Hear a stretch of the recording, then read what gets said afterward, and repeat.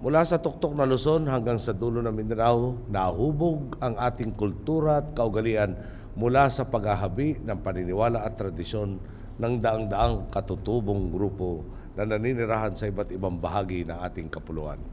Dito nagugat ang ating mayamang kasaysayan. Ito ang haliging tungkulin nating patibayin at pagkaingatan. 15 taon na ang nakalipas mula ng isabatas ng Republic Act 8371 o mas kilala bilang Indigenous Peoples' Rights Act.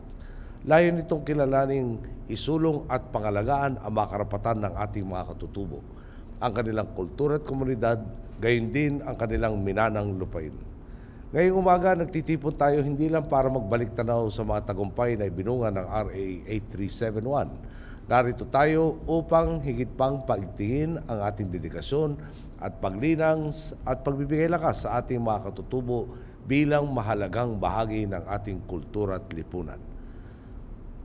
Nananalig akong ang 24 na mga individual at institusyon na ginawaran natin kanina, kabilang na ang aking ina, ay magsisilbing tanglaw at inspirasyon upang lahat ng Pilipino, taga-lungsod man o taga-probinsya, executive man ng isang bangko o leader ng isang etnikong pamayanan, ay may pantay na pagkakataon at karapatan tungo sa makabuluhang kinabukasan.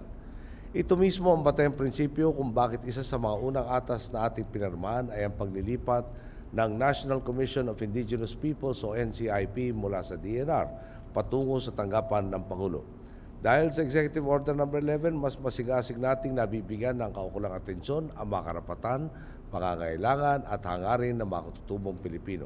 Mas mabilis na rin nating natutugunan ang kanilang mga hinaing ukol sa mga patakaran at programang nangangailangan ng maagap na koordinasyon at pagpapatupad. Mulat marahil ang ilan sa inyo kung paano kinasangkapan ang NCIP para paunlakan ang mga padrino na nakaraang sistema. Tapos na po ang panahon ng mga midnight appointees. Ang mga itinalaga nating commissioners ng NCIP ay talagang may malasakit at malalim na kaalaman sa iba't ibang etnikong grupo at sa kanilang kalagayan. Maliban sa pagiging bahagi ng Human Development and Poverty Reduction Cluster, gayon din ng Mining Industry Coordinating Council, siniguro din natin ang pakikalahok ng ating mga katutubo sa pagbuo ng mga batas at paggawa ng desisyon sa lokal na antas. Sa katunayan, may mahigit 850 katutubong kinatawan ang kalahok sa iba't ibang local legislative councils. Patunay ito sa pagkilala natin sa malaking ambag ng mga katutubong Pilipino at sa pagkukusa nilang tumulong sa pagkukumpuni ng bayan. Dumaka naman po tayo sa usapin ng mga lupaing minana.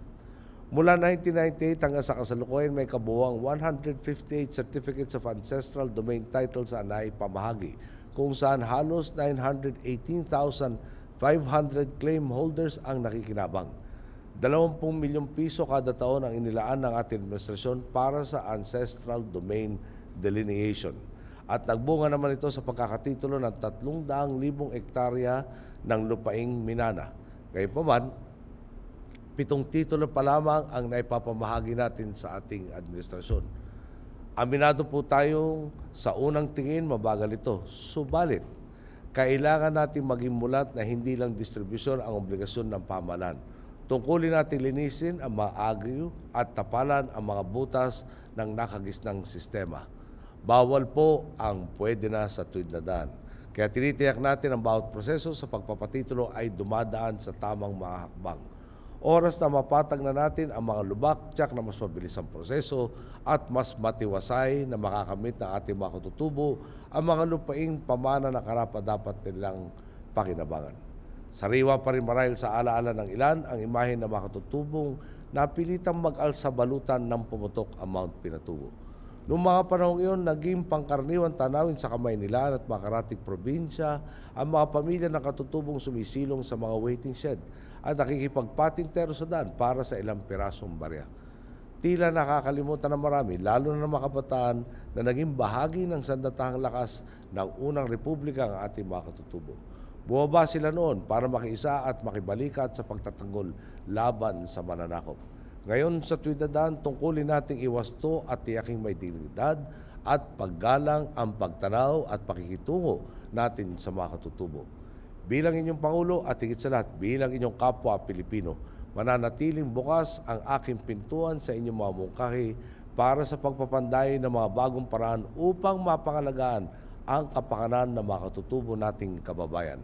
Lagi po nating tatandaan, hindi kailanman maubusan ang dahilan ng mga Pilipino upang ipagbunyi ang ating makulay na kultura at ikarangal ng ating katangi-tanging lahi.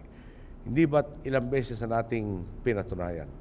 Noong 1898 sa Kawit, Cavite, nang binaklas natin ang kalag ng mga mananakop at ibinandila ang ating kasarinlan.